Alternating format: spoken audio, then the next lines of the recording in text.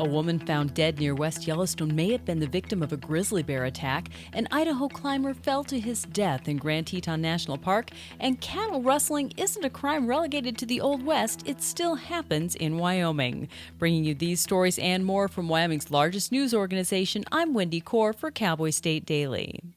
A woman was found dead on Saturday on a trail near the town of West Yellowstone, Montana, a victim of an apparent grizzly bear attack. Cowboy State Daily's Jimmy Orr is following the story. Jimmy, what do we know right now? Wendy, we really don't know much yet.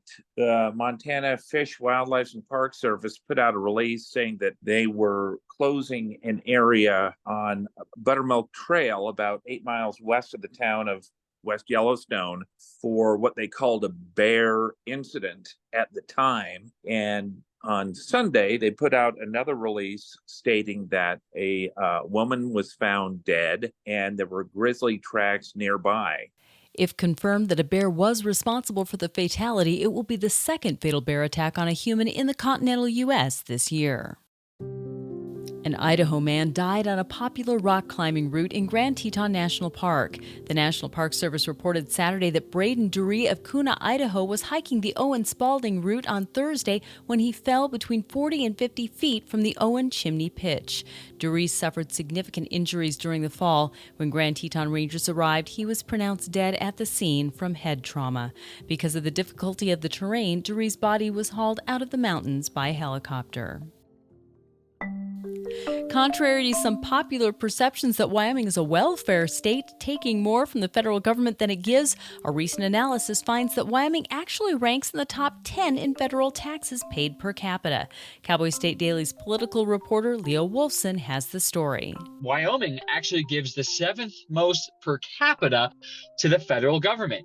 This is interesting as the state is, long been held as a very low tax bastion of a state, very friendly, low tax environment. Wyoming does receive more from the federal government than it gives, but not by much. Jared Walczak with the Washington, D.C.-based Tax Foundation said he's not surprised by the report's findings, pointing to a small number of wealthy investors and the state's vast energy production as the primary sources of Wyoming's high federal payout. Cattle rustling isn't a crime relegated to the Old West and the movies. It still happens in Wyoming, and livestock officials say it's a crime that's hard to solve. Nearly 4,000 head of livestock were reported missing in Wyoming between 2017 and 2022, according to the latest figures available from the Wyoming Livestock Board. Some of those animals could have been recovered with no report filed, and some could still be roaming free in Wyoming's vast rangelands, but many of them were likely stolen.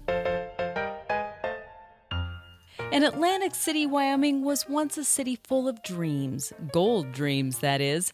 She was one of the trio of towns that sprang up in 1868 as young men rushed to the area in hopes of finding gold in the surrounding hills.